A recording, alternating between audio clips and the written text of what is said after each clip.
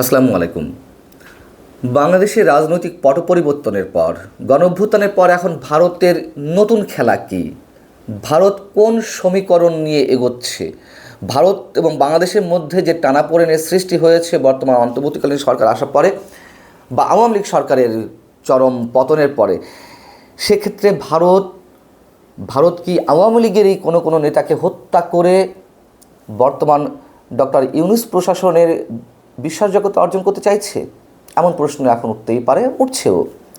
আমরা সাম্প্রতিক একেবারে নিকট অতীতের দুই একটি ঘটনা যদি পাশাপাশি মেলাই, তাতে এ ধরনের প্রশ্ন ওঠা একেবারে অস্বাভাবিক কিছু নয়।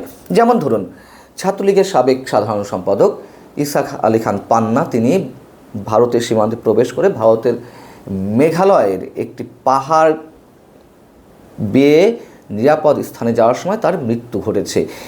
কিন্তু এই মৃত্যুকে কেন্দ্র করে এরই মধ্যে নানান ধরনের ধোঁয়াশা সৃষ্টি হয়েছে কারণ নিয়ে, এবং রহস্যের জন্ম হয়েছে। পান্নার পরিবারের সদস্যদের কেউ কেউ বলছেন যে তিনি পাহাড় বেয়ে ওঠার সময় তার স্ট্রোক হয়, তিনি মৃত্যুবরণ করেন। আবার কেউ বলছেন তিনি পাহাড় থেকে পা পিছলে, তার পরিবারের সদস্যদের কেউ কেউ বলছেন পাহাড় থেকে পা পিছলে পড়ে গিয়ে তার মৃত্যু হয়েছে। আবার কোনো সূত্র জানাচ্ছে, কোনো গণমাধ্যম থেকে সূত্র থেকে আমরা জানতে পারছি যে মেঘালয়ের ওই পাহাড় পাড়ি দেওয়ার সময় বিএসএফ তাকে গুলি করে হত্যা করেছে। আমরা যদি পরের অংশটুকু বিবেচনায় নিই, আমরা মেলাতে পারি এর সঙ্গে আওয়ামী লীগপন্থী সাবেক বিচারপতি শামসুদ্দিন চৌধুরী মানিকের বিষয়টি। মানিককে তো সিলেটের জকিগঞ্জ এলাকা থেকে আটক করা হয়েছে। তিনি সিলেটের ডনা সীমান্ত পাড়ি দিয়ে ভারতে প্রবেশের চেষ্টা করেছিলেন, আমরা সেটি বলতে পারছি না। তিনি পৌঁছেও গিয়েছিলেন, সেটি মোটামুটি অনেকখানি স্পষ্ট। তার বক্তব্যের মধ্য দিয়ে যেটি বোঝা যায় সেটি কেমন, বিজিবি সদস্যদের হাতে তিনি আটক হয়েছেন, তিনি হেনস্থা হয়েছেন, এগুলো তো আমরা একটি ভিডিওতে দেখেছি। তার গলায় গামছা দিয়ে বাঁধা অবস্থায় তাকে নানান ধরনের প্রশ্ন করা হচ্ছে। আরেকটি ভিডিওতে দেখা গেছে যে তিনি কলা পাতার উপরে শুয়ে কারোর সঙ্গে কথা বলছেন। এই কলা পাতার উপরে শুয়ে থাকার দৃশ্যটি আমাদের কাছে মনে হচ্ছে যে তিনি ভারতে অবস্থানকালীন সময়ে, অর্থাৎ ভারত সীমান্তের ওপাশে। কেন? কারণ ওই ভিডিওতে শোনা যাচ্ছিল যে যাদের সঙ্গে তিনি কথা বলছিলেন, আমি কি ভারতে এসেছি বাংলাদেশে ফিরে যাওয়ার জন্য? এর মাঝের কিছু ঘটনা আমরা জানি, যাদের সঙ্গে তার চুক্তি হয়েছিল ভারতে প্রবেশ করিয়ে দেওয়ার বিষয়ে, ভারতে ঢুকানোর বিষয়ে, এবং মোটো অঙ্কের টাকা, বা এটা নিয়েও বিতর্ক আছে। কেউ বলছেন 15,000, কেউ বলছেন আরও বেশি, এবং তার সঙ্গে 60 থেকে 70 লাখ টাকা ছিল। যারা তার সঙ্গে চুক্তি করেছিলেন সেই টাকাগুলো তারা হাতিয়ে নিয়েছে। এটি হতেই পারে, কিন্তু ভারত সীমান্তে পৌঁছে দেওয়ার পরে তাকে আবার ফেরত আনার বিষয়টি কি? আওয়ামী লীগের হাইকমান্ড বা পতিত স্বৈরাচার শেখ হাসিনা ভারতে অবস্থান করছেন, ভারতে আশ্রয় নিয়েছেন। এটি নিয়ে বাংলাদেশের মধ্যে যেমন তুমুল একটি নতুন করে ভারত বিরোধী মনোভাব গড়ে উঠেছে, যে এমন একজন মানুষকে সেখানে ভারত কীভাবে আশ্রয় দিতে চাইছে বা দিয়েছে। ভারতের মধ্যেও শেখ হাসিনার বিরুদ্ধে যে ধরনের মানবতা বিরোধী কর্মকাণ্ডের অভিযোগ উঠেছে, গণহত্যার অভিযোগ উঠেছে, সে কারণে ভারতের বিভিন্ন রাজনৈতিক দল এটি নিয়ে বিতর্কের সৃষ্টি করেছেন। তারা প্রশ্ন উত্থাপন করছেন যে কীভাবে শেখ হাসিনার মতো একজন মানুষকে নরেন্দ্র মোদী আশ্রয় দিতে পারেন। তো এই যে বিচারপতি মানিককে ভারত সীমান্ত থেকে আবার পুশব্যাক করা, আমি আবারও বলি, আওয়ামী লীগের নেতাকর্মীদের জন্য সবচেয়ে নিরাপদ স্থান তো ভারত। খুব স্বাভাবিক, একবার প্রবেশ করতে পারলেই আর কোনো চিন্তা থাকার কথা নয়। কিন্তু যে কথা প্রথমে বলছিলাম, আওয়ামী লীগের কাউকে হত্যা করে বা আওয়ামী লীগ নেতাদের সাথে রূঢ় আচরণ করে, তাদের দৃষ্টিতে বা আওয়ামী লীগের দৃষ্টিতে ভারত এই মুহূর্তে বাংলাদেশের অন্তর্বর্তীকালীন সরকারের বিশ্বাসযোগ্যতা অর্জন করতে চাইছে কিনা। নইলে ইসাক আলী খান পান্না যদি সত্যি বিএসএফের গুলিতে নিহত হয়ে থাকে, বিএসএফের গুলিতে বাংলাদেশে নিহত হওয়ার ঘটনা যদিও নতুন কিছু নয়, কিন্তু আমাদেরকে মনে রাখতে হবে যে ইসা আলী খান পান্না, ছাত্রলীগের সাবেক সাধারণ সম্পাদক, আওয়ামী লীগের কেন্দ্রীয় উপকমিটির সদস্য ছিলেন। কেউ কেউ বলতে পারেন যে তাকে না চিনেও তো গুলি করতে পারে সীমান্তে প্রবেশের দায়ে। কিন্তু বিচারপতি মানিকের বিষয়টা আমরা কি বলবো? তিনি তো প্রবেশ করেছিলেনই। বিচারপতি মানিক সম্বন্ধে বিএসএফ জানবে না বা ভারত কিছু জানবে না, তা তো হতে পারে না।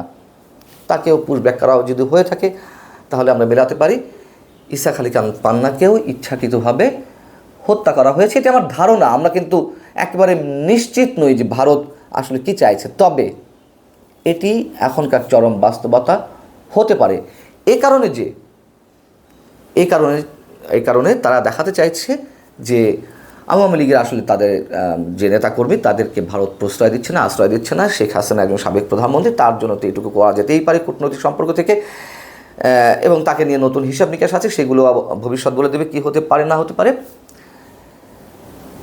ভারতের এই মুহূর্তে মাথা ব্যথা চীন, পাকিস্তান এবং একই সঙ্গে যুক্তরাষ্ট্রকে নিয়ে।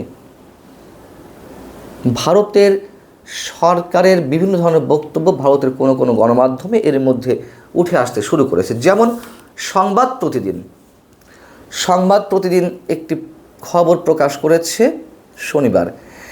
সেই খবরের শিরোনাম হচ্ছে, ভারতের পত্রিকা, হাসিনা সরতেই পাকিস্তানের দূতের সঙ্গে আলোচনা বাড়াচ্ছে বিএনপি, কি মতলব ইসলামাবাদের? ব্যাপক গণ আন্দোলনের জেরে পদত্যাগ করে দেশ ছাড়তে বাধ্য হন হাসিনা। এই হচ্ছে সাবটাইটেল।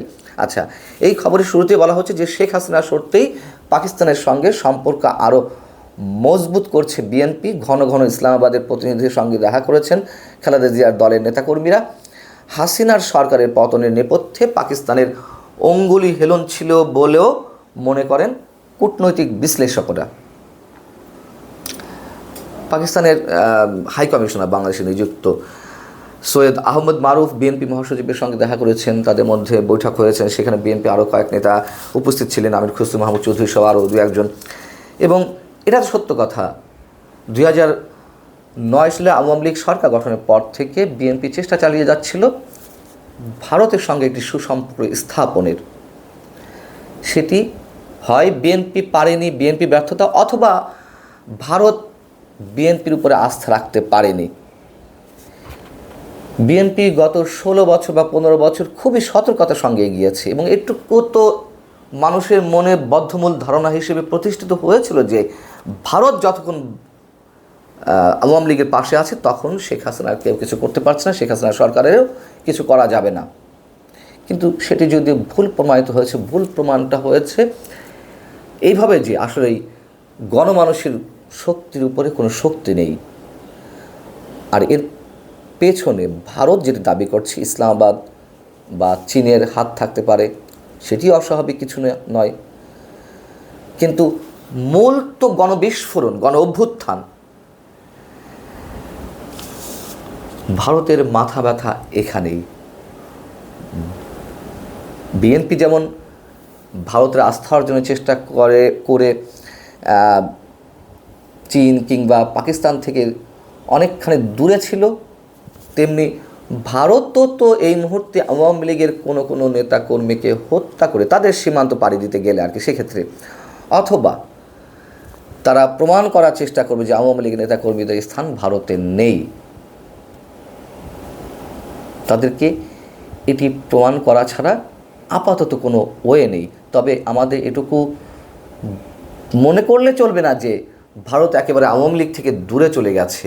ভারত জানে আওয়ামী লীগ ছাড়া বাংলাদেশে আপাতত তাদের আর কোনো গত্যন্তর নেই। অতএব তারা তাদের খেলা চালিয়ে যাচ্ছে গভীরভাবে। অন্য পাশে যে কেউ খেলা চালাচ্ছে না, পাকিস্তান কিংবা চীন, সে কথা আমরা বলছি না।